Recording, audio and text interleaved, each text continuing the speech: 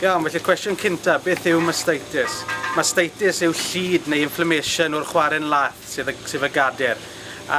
Mae'n afiechyd a gweddau amgylcheddol o ran iechyd ar anifel, mae'n bwysig tu hwnt ac hefyd o agwedd economaidd. Mae'n cael argraff fawr ar y diwydiant llaeth. Felly bydd y mastitis acute yma yn cyflwyno fewn ychydig o oriau, bydd e'n boenus tu hwnt, bydd y chwyddi yn y gader, bydd yna gwres yn y gader. Tra bydd y mastitis chronic o is acute yn gallu rhywbeth sy'n gallu digwydd dros gyfnod o wythnosau neu hyd yn oed fisoedd, gyda'r fuwch wedyn dim ond yn cael ambell i achlysur o mastitis ar hyd yr amser yma. Mae'r dau wahanol fath o mastitis yn cael ar y cyfan yn cael ei achosi gan yr un fath o bathogenau. Felly mae mastitis clinigol yn cael ei arddangos mewn ffordd acute iawn. Welwch chi bethau fel chwyddi yn y gader, bydd yna gochni i'r gader, bydd y gader yn galed, y gwarter yn galed. O ran y llath, mi fydd y llath yn troi'n ddwrllyd iawn, gyda ambell i darn o grawn, ambell i spot a pethau felly yna fe. Gallwch chi hefyd weld y dan gostwng yn ei llath, bydd llai o awch i fita, bydd y fuwch yn ei hun yn dost. Achos rhan fwyaf o'r mastitis yma, yw system immunedd y fuwch yn ymladd yn erbyn yr organeb estron yma, a bydd yr celloedd gwyn yn achosi'r inflammation, yr llid yma yn y gader, i gyd tra bod nhw'n ymladd ar y bacteria. Pan fydd corff y fuwch yn dileu yr organau heintus, mae'n bosib y bydd toxins wedyn yn cael ei ryddhau mewn i'r corff a trwy'r cyflenwad gwad. A'r toxins yma yn fwy na'r bacteria sydd wedyn yn achosi'r fuwch i fod yn dost yn ei hun, fel y symptomau o'r afiechyd mastitis da ni'n gweld am sut mae'r fuwch yn dost yn gyffredinol. Mewn y mwyafrif o achosion y mastitis, mi fydd y fuwch, y system immunedd y fuwch, yn dileu ac yn cynnwys yr afiechyd ei hun ac yn gwella ei hun. Ond mewn amgylcheddau lle mae'r afiechyd ychydig yn fwy difrifol, bydd eisiau triniaeth antibiotic ac efallai non-steroidal antibiotic, sef fath o paracetamol neu ibuprofen da ni'n defnyddio i drin yr afiechyd. Mastitis isglinigol yn wahanol iawn i'r mastitis clinigol. Yn aml, gyda mastitis isglinigol, fydd yna ddim unrhyw fath o symptomau fyddwn ni'n gallu gweld yn weledol gyda'r mastitis. A'r unig ffordd da ni'n adnabod mastitis isglinigol yn aml iawn yw wrth recordo llath, lle bydd beth ni'n galw somatic cell count, sef cyfrif celloedd gwyn y corff yn y gader yn ymddangos yn uchel iawn, yn dangos bod y fuwch yn ymladd yn erbyn organebau estron yn y gader.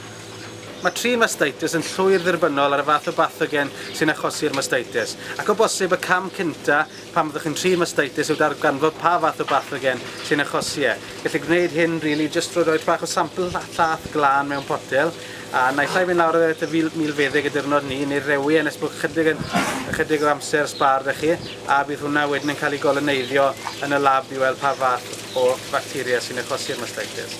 Mewn achosion mwyn, mild cases o mastitis, o bosib, does dim angen unrhyw fath o driniaeth. Felly, cwestrelliad o non-steroidal anti-inflammatory a ail-asesu mewn rhyw 12 awr. Mewn achosion bach fwy cymhedrol wedyn, mae o bosib fyddwch chi am ddefnyddio tiwbiau gwrthfiotig gan roi cwrs cyflawn o hynny, gyda'r chwestrelliad o'r NSAID a hefyd ychydig o oxytocin, hormon sy'n rhyddhau y llath o'r gader ac yn gallu golchi'r bacteria mas llawer yn well.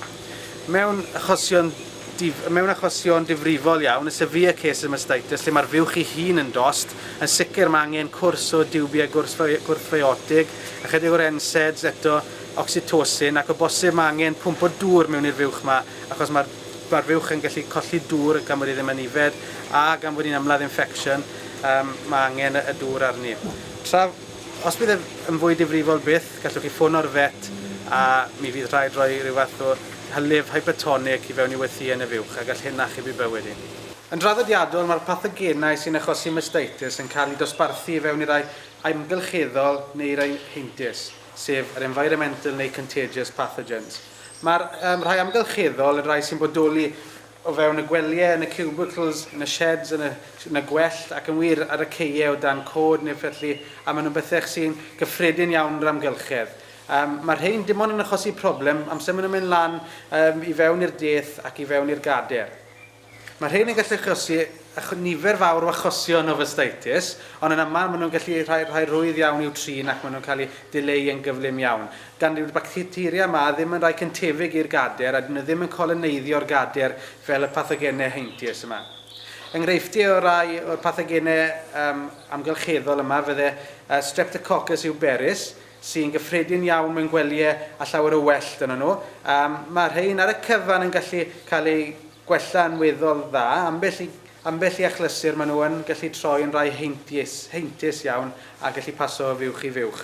Un arall cyffredin iawn fydde E. coli. Eto mae hwn i gael mewn niferoedd anferth mewn unrhyw dail neu'n yn aml yn yr amgylchedd mae'r fuwch yn byw yno.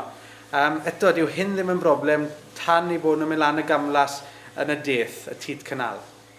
Pan eith y bacteria yma i fyny, ar y cyfan eto mae'r fuwch, mae system immunedd y fuwch yn gallu lladd y bacteria yma ben ei hun. Ac yn aml, dim ond ambell i achos mwyn iawn y gwelwn ni, mild case gwelwn ni. Ond ambell waith gyda'r E. coli, mae'n gallu mynd yn difrifol iawn, a dyma pryd welwn ni'r fuwch yn dost eithriadol, a ambell waith ambell i fuwch yn gallu marw o gyda E. coli mastitis. Achos yr afiechyd yn y fuwch ei hun, yw'r toxins yn cael eu lladd yn y gader ac wedyn yn mynd o amgylch corff y fuwch. A mae'r toxins yma, dyn ni'n mynd siŵr iawn pam, y toxins yma sy'n achosi yr afiechyd yn y fuwch. Y pathogenau sy'n achosi mastitis heintiedig, mae rhain yn gallu cael eu paso o fuwch i fuwch tra yn y parlwr godro, yn aml wrth gael ei godro neu arddwylo y person sy'n godro.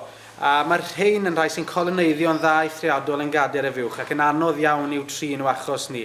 Enghraifft o hyn yw Staphylococcus aureus, a mae hwn yn gallu coloneiddio mewn lwmpau mawr o fewn y gader sy'n amhosib i'w trin gyda gwrthfeotig. Yn aml mae'r celloedd gwyn, niferoedd y celloedd gwyn yn eithriadol o uchel pham fod mastitis heintus yn achosi'r afiechyd. Mae tiwbiau gwrthfeotig yn y adeg sych y fuwch yn bwysig tu hwnt i drin y fath yma o mastitis.